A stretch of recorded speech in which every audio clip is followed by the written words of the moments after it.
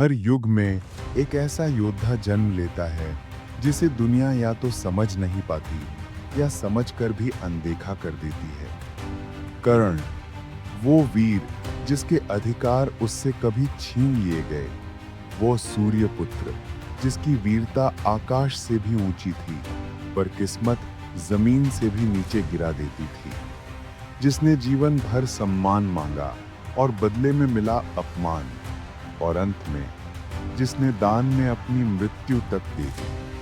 आज हम उसी योद्धा की कथा सुनेंगे, एक ऐसी कथा जो केवल सुनी नहीं जाती, दिल पर लिखी जाती है।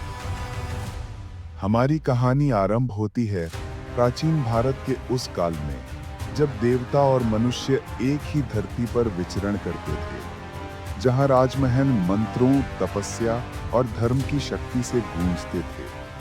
यही वो समय था जब यादव वंश के प्रतापी राजा कुंती भोज अपनी गोद में एक बालिका को पाल रहे थे।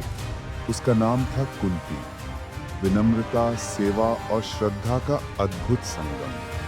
उसे नहीं पता था कि उसका जीवन पूरे महाभारत की दिशा बदल देगा। एक दिन राजमहल में आए तेजोमय, क्रोधी और सिद्ध ऋषि दुर्वासा। उनकी सेवा का उत्तरदायित्व कुंती को सौंपा गया और कुंती ने अपनी निष्ठा, विनम्रता और अथक सेवा से ऋषि का हृदय जीत लिया। प्रसन्न होकर उन्होंने कुंती को दिया एक अद्भुत वरदान, एक ऐसा मंत्र जो किसी भी देवता को प्रकट कर सकता था, और उस देवता से कुंती को संतान प्राप्त हो सकती थी। कुंती नहीं जानती थी कि ये वरदान उसके जीवन का सबसे बड़ा उपहार और सबसे गहरा शाप बनने वाला था। एक स्वर्णिम सुबह आसमान लाल और सुनहरे रंग में नहाया हुआ था। कुंती के मन में उठी एक मासूम जिज्ञासा, क्या ये मंत्र सचमुच देवताओं को बुला सकता है? न कोई इच्छा, न कोई पाप, सिर्फ एक मानवीय परख। और उसने सूर्य की ओर देखते हुए मंत्र का उच्चारण कर दिया। क्षण भर में वातावरण कांप उठा, चारों ओर प्रकाश फैल गया और प्रकट हुए सूर्य देव स्वयं। कुंती भयभीत थी, पर दिव्यता का चक्र अब रोका नहीं जा सकता था। कुछ क्षणों में कुंती ने जन्म दिया एक ऐसे बालक को जो मानव नहीं, मानो दैव स्वरूप था। उसके शरीर पर स्वर्ण कवच, कानों में दिव्य कुंडल और चेहरे पर सूर्य का तेज। यही था सूर्य पुत्र कर्ण। पर दुनिया इसे कैसे समझती? कुंती अविवाहित थी। समाज के कठोर नियम ममतामयी हृदय से कहीं अधिक निर्दयी थे। कुंती टूट चुकी थी, पर निर्णय लेना पड़ा। कुंती ने अपने नवजात को एक बांस की टोकरी में रखा, उसके माथे को चूमते हुए बोली, पुत्र, मैं तुम्हें छोड़ नहीं रही, तुम्हें उन देवताओं को लौटा रही हूं जिन्होंने तुम्हें भेजा है। और उसने टोकरी को नदी की धारा में प्रवाहित कर दिया। नदी शांत थी, पर उसके प्रवाह में एक मां का हृदय डूब रहा था। टोकरी बहती रही, अश्व नदी से चरमावती और फिर गंगा की विशाल धारा तक। मानो स्वयं नियति उस बालक को उसके वास्तविक माता पिता तक नहीं, बल्कि उसके भाग्य तक पहुंचा रही थी। हस्तिनापुर के पास एक सारथी अधिरथ नदी में जल भर रहे थे। उनकी निगाह एक तैरती टोकरी पर पड़ी, और जब उन्होंने उसे खोला तो उनकी सांसें थम गईं। स्वर्णिम तेज से चमकता एक सुंदर बालक शांत लेटा था। अधिरथ उसे घर ले आए। राधा ने उसे गोद में लिया और उसी क्षण वो बालक उनका पुत्र बन गया। उन्होंने उसका नाम रखा वसुसेन। धन और दैविकता दोनों से जन्मा हुआ। समय के साथ दुनिया उसे एक और नाम से पहचानने लगी, कर्ण। उन्होंने उसे अपने रक्त की तरह पाला, और वो उसके कवच और कुंडलों को देखकर आश्चर्यचकित रहते।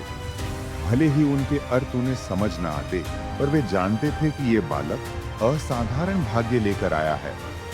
त्यागा गया एक देव पुत्र, अपनाया गया एक रथ चालक का बेटा।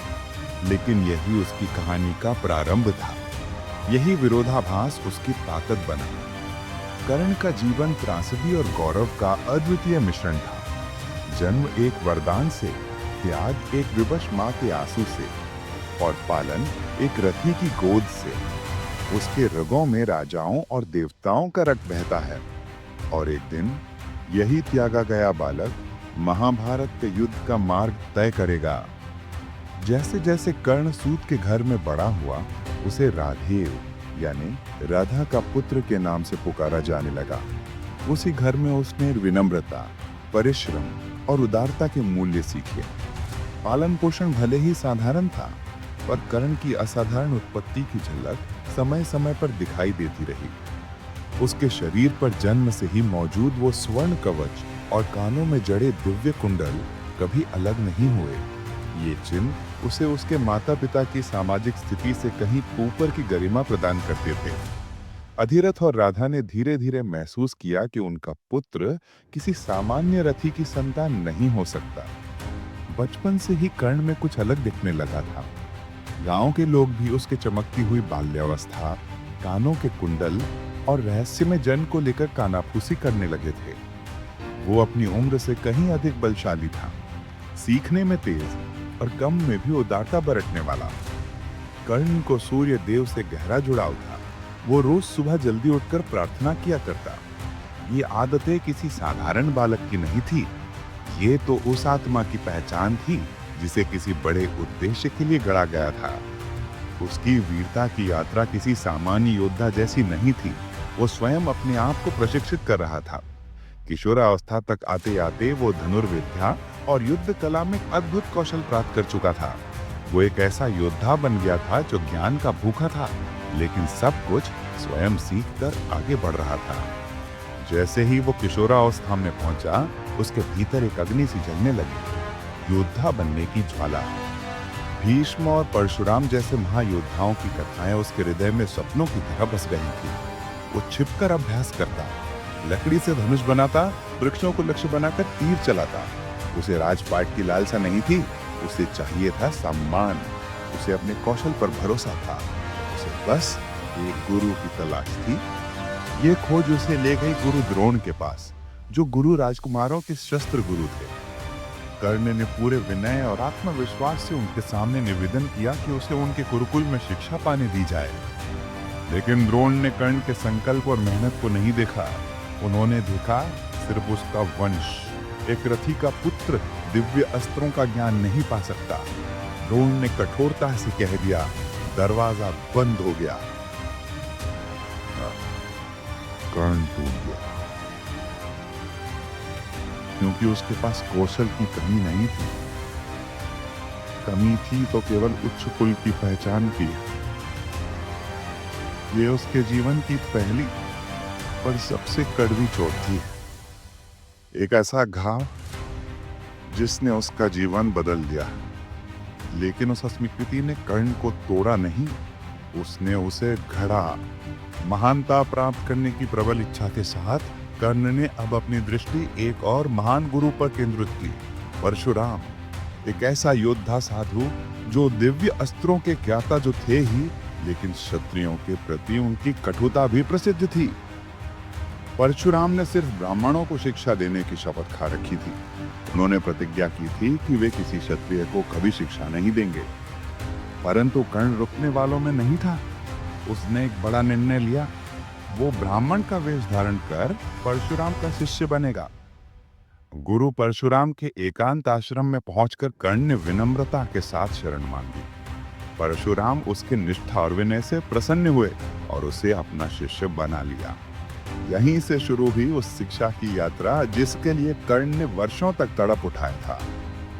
दिन प्रतिदिन कर्ण ने गहन साधना से परशुराम के ज्ञान को आत्मसात किया।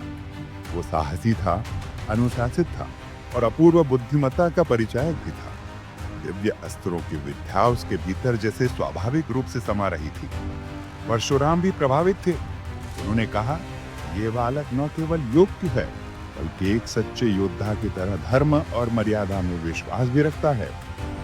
वहां उन्होंने न केवल युद्ध की तकनीक सीखी, बल्कि दिव्यास्त्रों की वो विद्या भी प्राप्त की जो केवल कुछ गिने चुने महायोद्धाओं को ही प्राप्त होती है।